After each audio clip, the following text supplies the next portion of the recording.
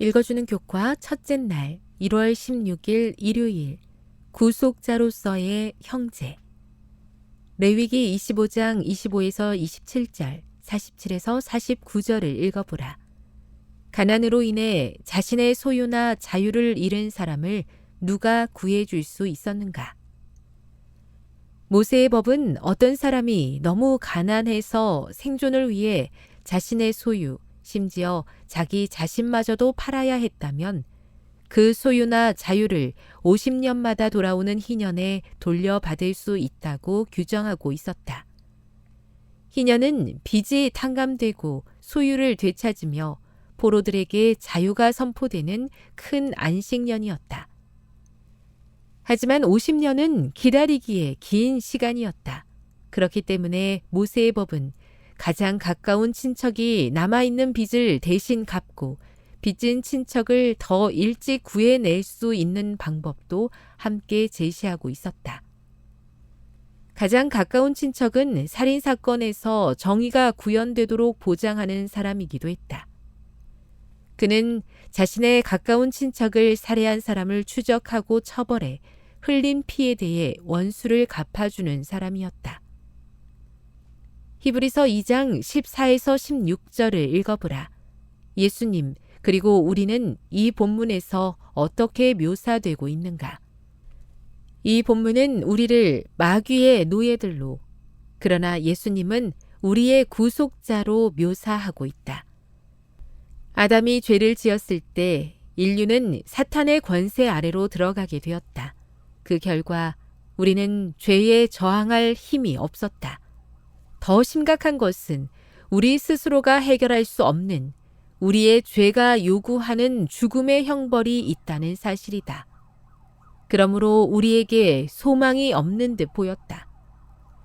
하지만 예수님께서 우리의 인성을 취하시고 우리와 같은 혈과 육이 되셨다. 예수님께서는 우리의 가장 가까운 친척이 되셔서 우리를 구속하셨다.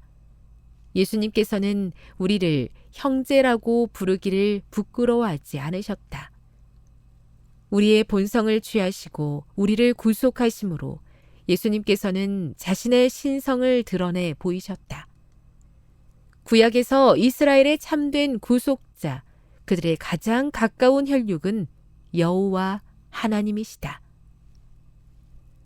교훈입니다. 죄에 빠져 죽게 된 우리를 위해 예수님께서 인성을 취하시고 우리와 같은 혈과 육이 되심으로 우리의 가장 가까운 친척이 되셔서 우리를 구속하셨다. 묵상. 빌립보서 2장 5에서 8절을 깊이 묵상해 보십시오. 우리를 구원하시기 위해 예수님께서 얼마나 큰 희생을 치르셔야 했나요? 적용. 그리스도께서 실제로 그대에게 얼마나 가까운 존재가 되실 수 있는지 어떻게 하면 더 깊이 경험할 수 있을까요? 이와 같은 경험을 하는 것이 그대의 믿음의 중요한 이유는 무엇일까요? 영감의 교훈입니다. 우리의 친족이 되신 예수님. 가난으로 인하여 한 히브리 사람이 부득불 자기의 기업을 내놓고 자신을 몸종으로 팔게 될 때에 그와 그의 기업을 속량할 책임은 가장 가까운 친족에게로 돌아갔다. 그와 같이 우리를 속량하는 사업과 죄로 말미암아 잃어버린 우리의 유업은 우리의 친족이 되신 예수께 돌아갔다.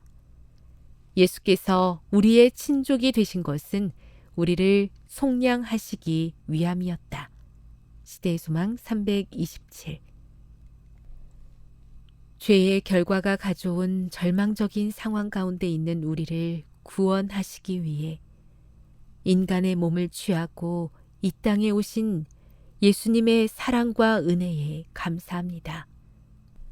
구원의 은혜를 결코 잊지 않도록 날마다 십자가 앞으로 나가게 해 주시옵소서.